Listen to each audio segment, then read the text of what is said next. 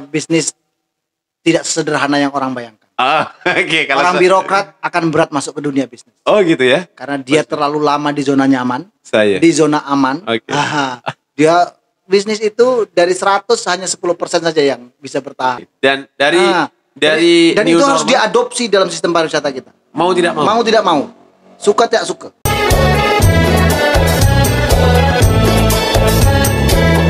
Kejadian yang merubah itu pada saat terjadi kebakaran besar di Senggarang. Di Senggarang. Di Pada tahun masa- berapa tuh? Di Untuk sejarah. awal abad 18. Ya, awal abad 18. Berarti 1800. Artinya 1800. 1700-an ya. Berarti masih di zaman kerajaan, Pak? Masih kerajaan. Oke. Sehingga waktu itu kerajaan membuat dulu kan dari foto-foto lama kita punya, kemudian dari catatan, Ini bisa dilihat di mana, Pak? ada beberapa dokumen. Ada ya? Ya dulu rumah Terbuka di atas laut itu terbuat dari rumbia kan. Oh. Jadi kebakaran itu cepat sekali. Jadi waktu itu keluar aturan di Senggarang dianjurkan untuk berumah permanen. Permanen. Di zaman Oke. masa Tuh, kita kembali ke foto-foto yang dimiliki Dinas Pariwisata. Itu bisa dilihat terbuka di museum atau? Koleksi terbanyak justru tidak ada di kita. Oh, tidak. Koleksi terbanyak itu justru ada di Leiden, di Belanda. Oh, Belanda. Dan kita tidak punya Kayak kalau kita berkawan dengan salah satu akun Facebook Niklong? Hah? Bukan. Clavilunanox dia. Oh iya, oke. Yang sempat menginformasikan di Info Pinang waktu itu kan? Oh betul. Ada masuk-masukan. Dia koleksinya sepertinya luar biasa. Itu kan dari museum tuh. Oh. Dari museum. Tak bisa kita ambil itu Saya untuk tidak tahu beliau tinggal di mana. Kalau dari bahasa sepertinya antara Singapura atau Malaysia ya. Oke. Dan saya sukanya beliau meng-share itu di Info Pinang waktu itu kalau tak salah saya. Itu daya tarik Tanjung Pinang. Kemudian Tanjung Pinang ini kita punya posisi strategis yang kuat. Kemudian selain sebagai pintu masuk tentu, itu Tanjung Pinang kenapa kok orang banyak meng-underestimatekan pariwisata kita. Iya, Salah. saya sering sekali ketika kita bicara tentang pariwisata Tanjung Pinang, orang bilang Tanjung Pinang tak punya apa-apa, Pak. Orang pasti, karena kenapa? Saya yakin orang ketika bicara Bintan dan Tanjung Pinang, orang akan punya ekspektasi pantai. Nah, itu dia. Oleh sebab itu, saya sering bicara dengan teman-teman bahwa kalau bicara pariwisata tidak boleh dibatasi oleh batas administrasi pemerintah. Oke. Kalau cara berpikir pariwisata seperti itu, selesai urusan kita. Habis ya? Nggak bisa. Hanya di atas kertas saja. Anjay. Kita tak boleh berpikir seperti itu. Karena tujuan orang berwisata apa sih? Dia ingin mendapatkan sebuah pengalaman baru, kemudian kesenangan baru, Pengalaman, itu gitu kan? Dan ingin melakukan sebuah journey, perjalanan itu karena dia punya lebih waktu, lebih duit misalnya gitu kan. Oke. Dan itu bisa saja dia dapatkan dari beberapa kawasan yang kita ini. Sekarang Kepulauan Riau itu sebelum Covid length of stay masa lama tinggal turis kita di angka 2,07 masalah. Berarti rata-rata 2 malam aja. 2 malam. 2 malam. Sebetulnya ini kita sudah bicara dengan teman-teman kabupaten kota lain. Kalau kita akan atur paket itu lintas kabupaten kota, maka Oke. kita akan Karena kita terhubung 2 ya. memaksa. 3 bahkan ya. Kabupaten Kota Tanjung Pinang, Bintan dan Batam kan? Iya, bisa ke 3. Karimun, Lingga Oh, iya. bisa, tapi dalam satu kesatuan. Kan saya bilang, kita tidak usah khawatir dengan Bintan, Lago itu sebagai sebuah rival, tidak. Justru kita dalam pariwisata itu adalah complementary, saling melengkapi. Iya, betul. Kan gitu. Di sana punya pantai tapi tak punya heritage, Iya. variasi kulinernya tak banyak. Kemudian kan saling melengkapi, terpilih. Di sana hotelnya mahal, di sini Bisa murah, terjangkau. iya. Silakan saja stay-nya di Tanjung Pinang, dia nginapnya di sana. Jadi cara berpikir saling melengkapi. Karena Bukan saling selama ini kita melihat. masih berebut tentang PAD, Bang. Betul. Kalau kita berbicara direct income untuk pariwisata, maka kita akan terjebak di PAD. Oh iya, pasti. Gitu. Padahal kalau kita berbicara pariwisata seperti apa yang kita sepakati di strategi pengembangan pariwisata Tanjung Pinang, kita kan bergerak dengan community based tourism, wisata berbasis komunitas, berbasis masyarakat. Maka income terbaik dalam sebuah pariwisata itu adalah yang indirect, yang didapat oleh masyarakat. Yang langsung Ya, yang di masyarakat, yang tidak langsung ya. Iya. Kalau direct income itu kan pajak hotel, pajak restoran, pajak hiburan. Oke. Oh ya, ini Nah, bicara tentang pemerintah. Iya, Iya. nah, ini masyarakat gitu. Nah, maka kalau kita tengok di Jogja, di Bali, maka bagaimana elemen masyarakat itu begitu kuat melengkapi pasar atau industri pariwisata mereka. Itu yang harus kita kejar ke sana. Karena jujur kita akui kunjungan kita banyak, tapi spend of money-nya tidak terlalu tinggi. Karena Kita beli apa pun tak banyak pilihan. Betul. Karena tak banyak ini ya. Itu yang harus kita ambil ceruk-ceruk itu. Saya mengajak ini ya penikmat apa namanya ini podcast Hangkate ini. Ya. Podcast Melayu by Hangkate. Podcast Melayu by Hangkate ini supaya mengambil peluang ini untuk kehidupan ke depan. Karena pariwisata itu bisnis yang tidak terlalu mengenal margin. Tidak selalu ya. Ini di kedai kalau kita mengambil margin lebih dari 2.000 orang tak nak beli. Pasti. Oke. Tapi kalau di hotel pariwisata, dalam dunia pariwisata, dia marginnya bisa berkali-kali lipat. Oh iya pasti. Nah, kemudian sesuatu hal yang misalnya handicraft souvenir, yang mungkin secara fisik marginnya sekian, kalau di dunia pariwisata bisa berlipat. Iya. Karena dia bernilai seni kan. Ya, itu dia. Itu yang harus kita dorong ke sana. Dan kawan-kawan sudah mulai tertarik itu. Banyak yang sudah mulai terbuka ya. Kemudian kita alam kita juga jangan salah, kita juga walaupun kita nggak punya pantai sebagus Trikora, karena memang ada takdir geografis namanya. Ada namanya takdir geografis. Itu sudah tak bisa dirubah ya. Takdir geografis itu Pulau Bintan di sisi barat dengan timur memang takdir geografisnya beda. Betul. Satunya Bakau itu identik sama pantai lumpur. Iya, lumpur. Kan? Yang satu lainnya lagi bebatu. Betul. Yang pengikisan batu itu menjadikan dia berpasir. Betul. Tapi kan Bakau itu eksotis. Gitu. Kita berapa banyak? Saya waktu pertama kali buat bukan macam apa ya, liputan ataupun penelusuran kami misalnya di Sungai Pepah itu ya. Sungai Pepah di mana? Sungai Ular tuh dekat Sungai Ladi. Masuknya dari Hulu Riau. Tidak, dari Sungai Ladi. Masuk Sungai Ladi. Okay. Sungai Ladi. Berarti dari Senggarang dulu ya? Senggarang masuk Sungai Ladi, nanti ada sungai masuk. Di situ bakaunya cantik. Nanti di ujung ada dermaga tua. Oke. Yang di aktif Pak dermaganya. Dermaga tua itu digunakan untuk dulu setelah masuk kita akan ketemu sama jumpa dengan sebuah kelenteng ya. Oh yang kemarin saya tengok di Facebook apa tuh ya? Kelenteng Gerbang Neraka. Oh, oke. Nama asli kelenteng itu kelenteng Gua Jin kalau nggak salah. Saya lupa. Kenapa dia menjadi kelenteng Gerbang Neraka? Karena di situ ada diorama lukisan lama yang menjelaskan tahapan di kepercayaan Tionghoa. Itu bagaimana proses pengadilan di kalau di Islam di yaumil akhir. Yaumil akhir lah atau yaumil hisab gitu ya. Jadi sehingga nanti dia akan yang jahat akan sampai terantar ke gerbang neraka. Kalau kita kan nanti ada kitab di tangan kanan atau tangan kiri. Dan dulu orang menempuh ke situ hanya lewat Sungai Pepah itu. Sekarang bisa lewat mana? Sekarang bisa lewat jalan darat, tapi kami tak buka. Tak diekspos. Oh, tidak diekspos. Supaya orang menikmati dengan alur lama. Oh iya, tapi memang bisa lewat itu ya. Bisa. Berarti cuman belum dibuka secara umum kan sekarang kan?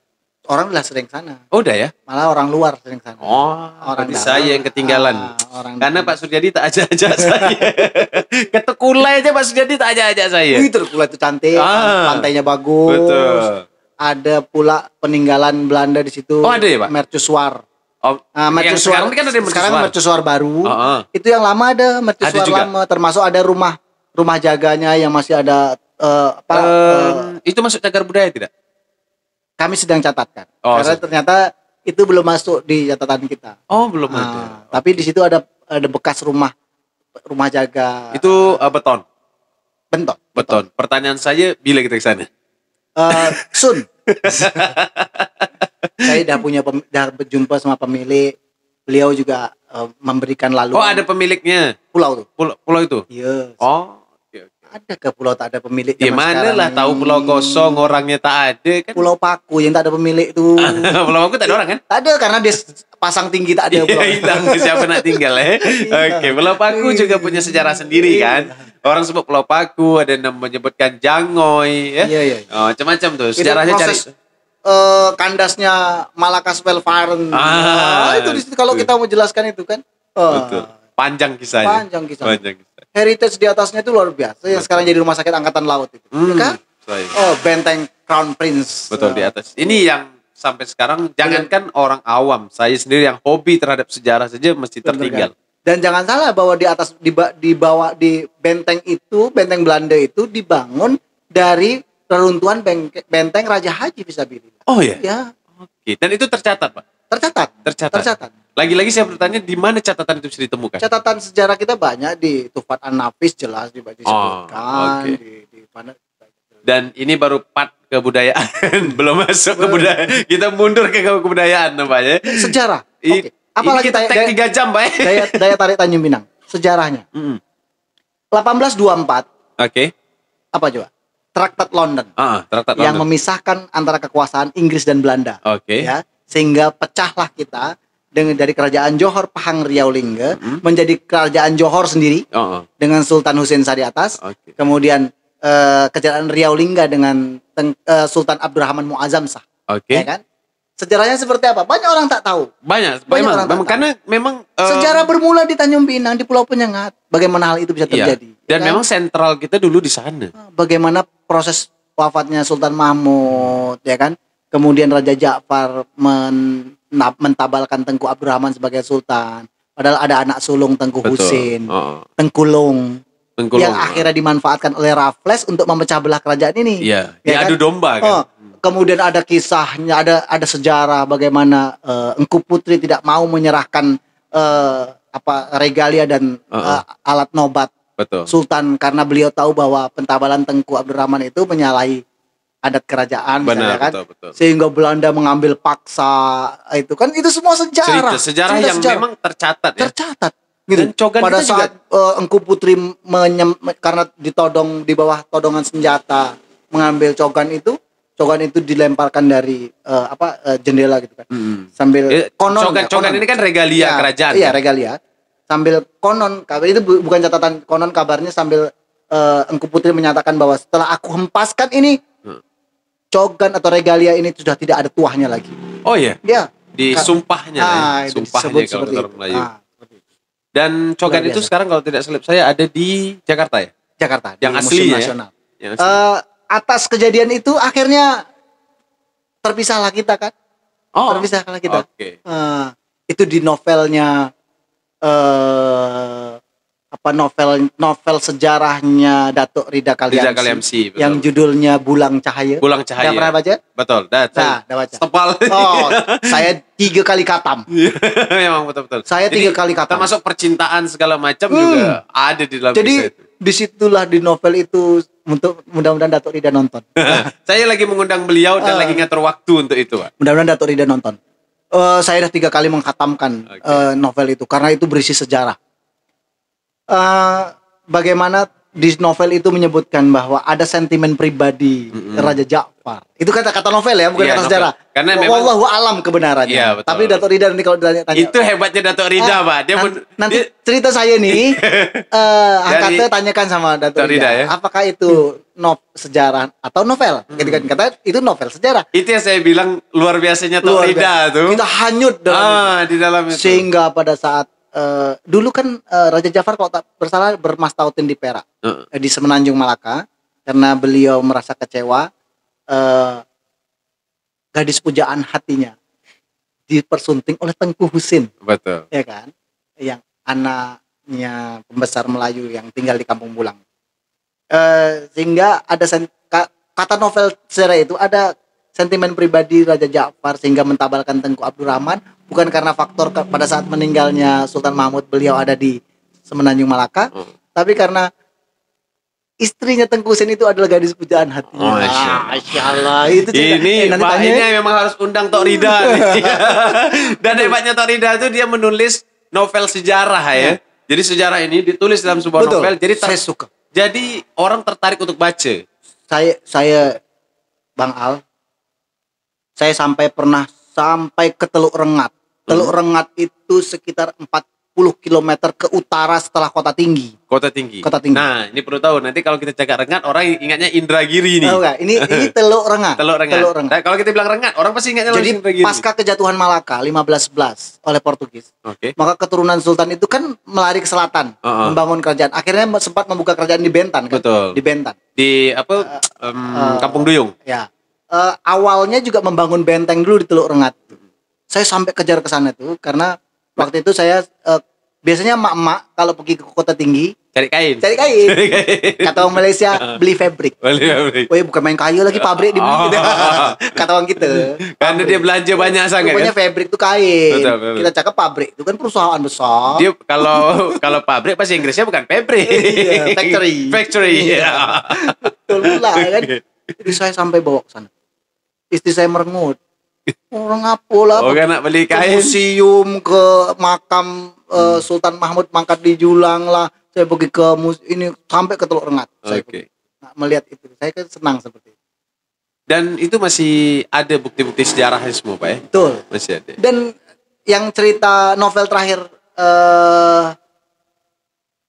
Datuk Rida, novel sejarah apa? Sebak Tun Irang itu, Sebak saya Bidai. ini, Sebak Bidai Tun Irang ya judulnya. Ya. Betul bukan? Aduh, saya lupa. Saya punya juga novelnya. Saya Sidai apa Sidai ya? Lupa lah itu pokoknya apa? Apa namanya? Anting-anting gitu ya kalau bahasa itu latar belakang sejarahnya di mana Datuk Rida itu? Itu di Kota Rebah. Oh ya. Bagaimana proses Menyampaikan itu kan. asmara hubungan kasih sayang antara Raja Kecil dengan Tengku Kamariah, Betul. anak adiknya Sultan Sulaiman Badrul Alamsah. Begitu ada pergolakan jiwa antara cinta sama loyalitas kerajaan. Karena Raja Kecil kan dianggap memberontak kan. Betul. Sehingga waktu itu Sultan Sulaiman meminta bantuan dari pembesar Bugis untuk membantu memberantas pemberontakan Raja Kecil. Ngapa kita cerita ini? Ini nampaknya saya yang jadi Yang terhanyut kan? Terhanyut.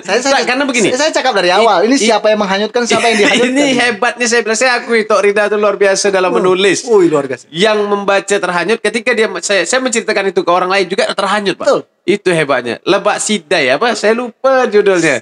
Yang terakhir. Oh iya, pokoknya Tun Irang. Iya, Tun Irang. Apa namanya? Anting-anting, bukan Jadi kita anting-anting. membaca novel itu seolah-olah itu di depan mata kita. Tapi kalau kita pernah buka YouTube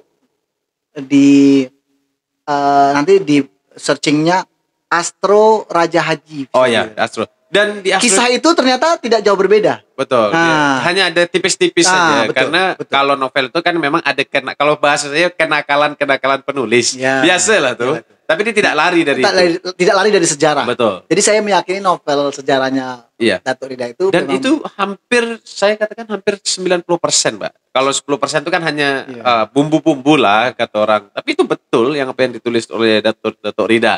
Hanya supaya tidak ini orang beliau supaya orang tertarik, beliau menulis Iya. dalam bentuk novel gitu. Jadi Itu luar orang biasa. tertarik. Pak Sujadi, kembali ke pariwisata. Pariwisata. Nanti saya geser lagi ke yang lain. Karena kalau kita bicara hal-hal seperti itu, sejarah itu tidak akan pernah habis, Pak. Dia sampai kapanpun terlalu panjang sejarah untuk dibahas. Kita kembali ke corona dan pariwisata. Apa yang terjadi dengan pariwisata Kota Tanjung Pinang? Apa yang disiapkan pemerintah Kota Tanjung Pinang saat ini, Pak? Sekarang kita menyiapkan hal-hal yang harus siap pada saat masa survival seperti Oke. sekarang, kita juga harus menyiapkan pasca Covid berlalu. Sumber daya manusianya harus siap. Sistem respon Covid-nya harus siap. Karena kementerian dalam waktu dekat ini, saya kebetulan karena kami dekat dengan teman-teman di kementerian. Tanjung Pinang termasuk yang paling sering dapat program. Oh iya, kenapa Program begitu, Pak? penanganan Covid ini dari Kemenparnya kami sudah 3 dah. Khusus untuk pariwisata ya? Untuk pariwisata dari Kemenpar. Bapak kalau saya cakap ini dengan Yohan, nanti Yohan bahas BLT lagi. Oh, BLT bukan urusan Bukan urusan dinas pariwisata ya. Itu urusan Disos dan kawan-kawan lah ya. Ada Balasa, ada Siap. Oke. Program kita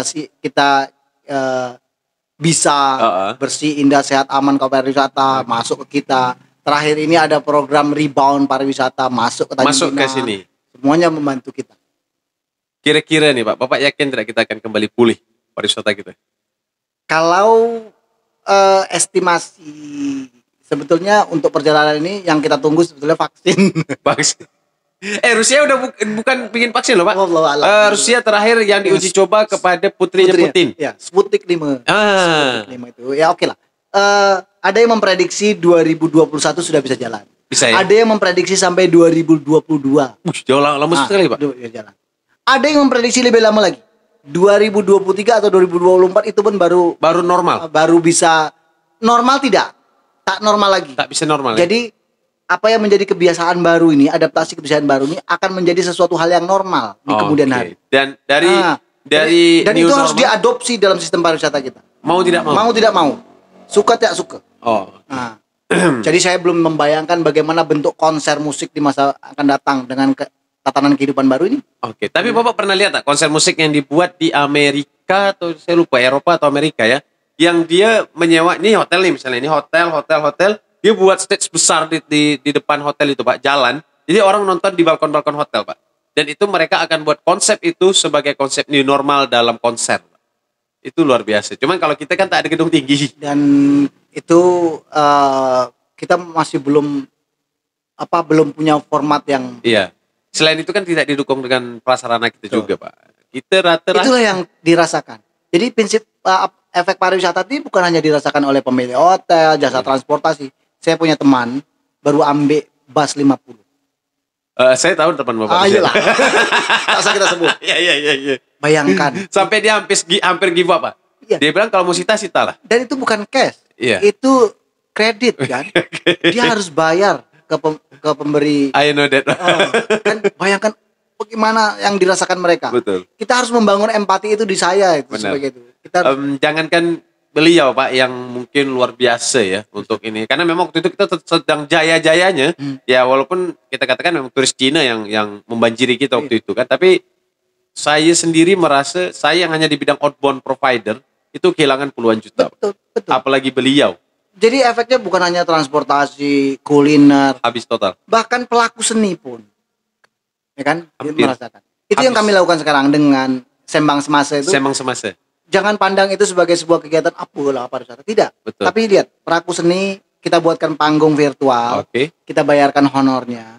Oh dibayar Pak? Oh iyalah. Tapi angkatnya belum dipanggil. Oh iya, sabar ya.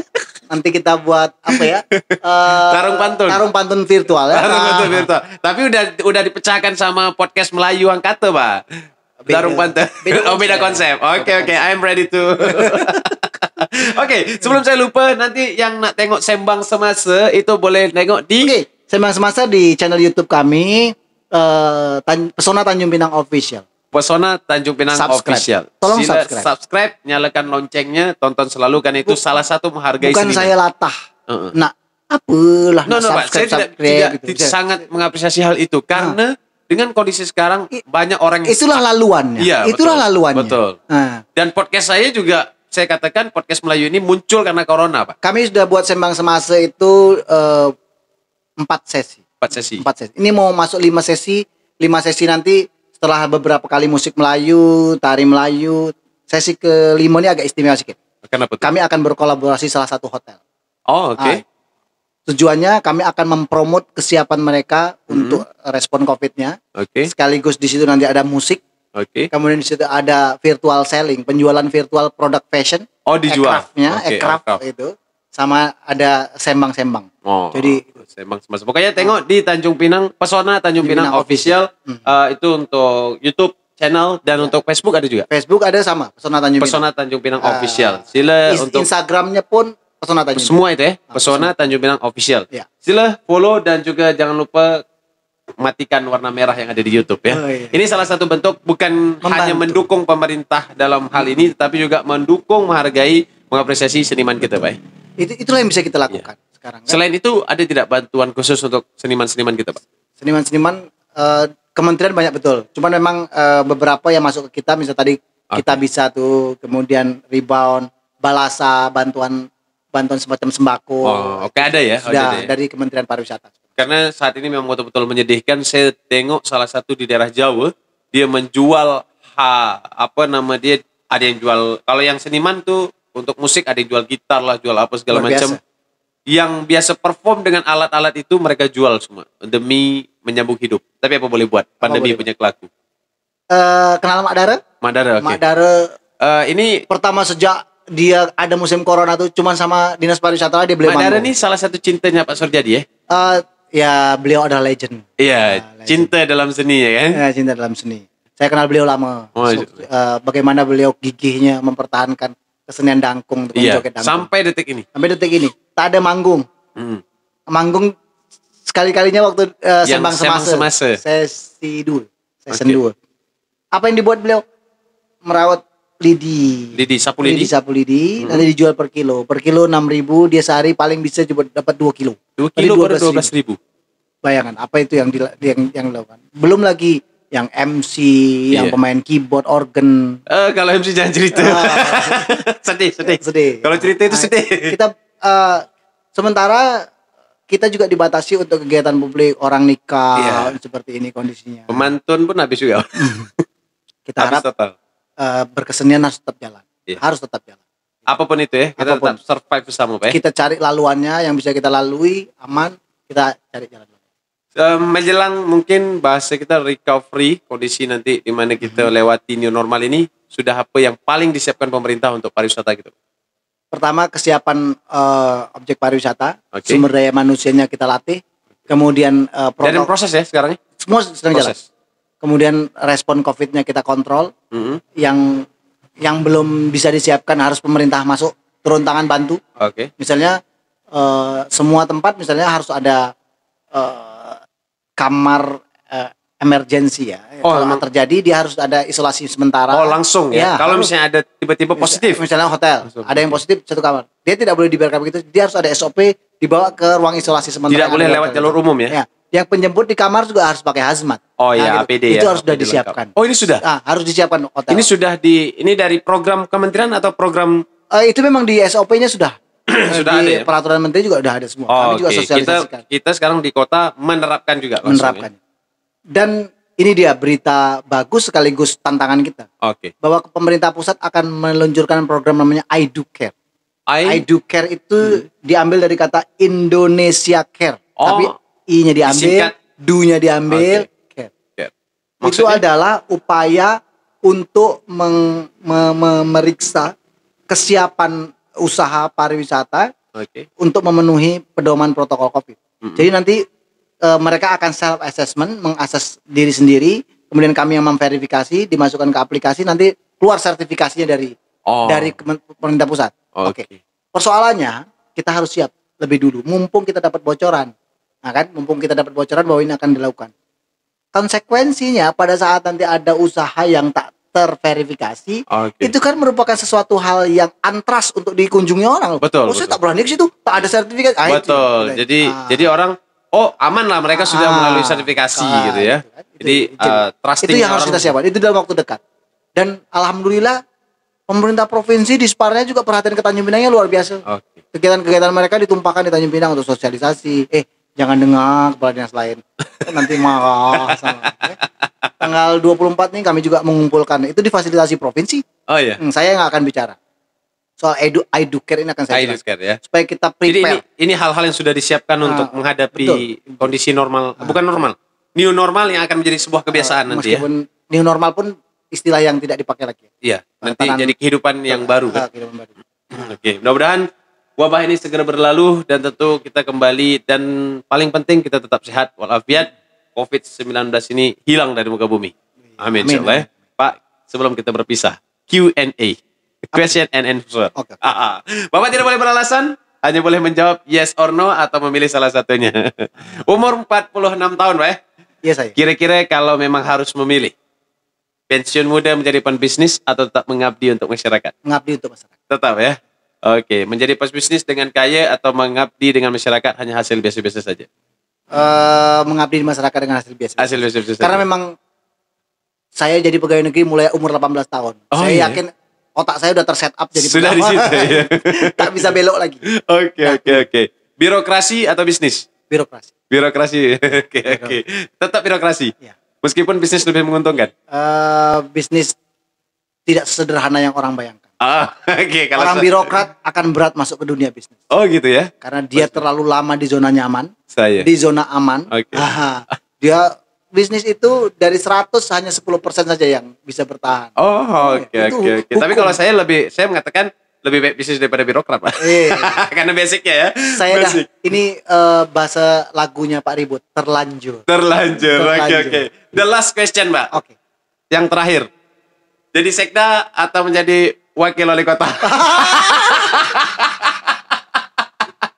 I don't give you an answer. Oke. kita perlu dijawab. Terima kasih Pak Serjadi. Terima kasih sudah hadir di podcast Melayu Bayangkara Kota Tanjung Pinang Provinsi Kepulauan Riau. Tak bisa dijawab untuk Sekda atau Wakil Wali Kota. Kualat. Karena tetap kualat, tetap mengabdi untuk masyarakat. Amin. Sehat selalu dan sukses selalu Pak Serjadi, tentunya Kepala Dinas Kebudayaan dan Pariwisata Kota Tanjung Pinang. Berjumpa di lain masa. Assalamualaikum warahmatullahi wabarakatuh.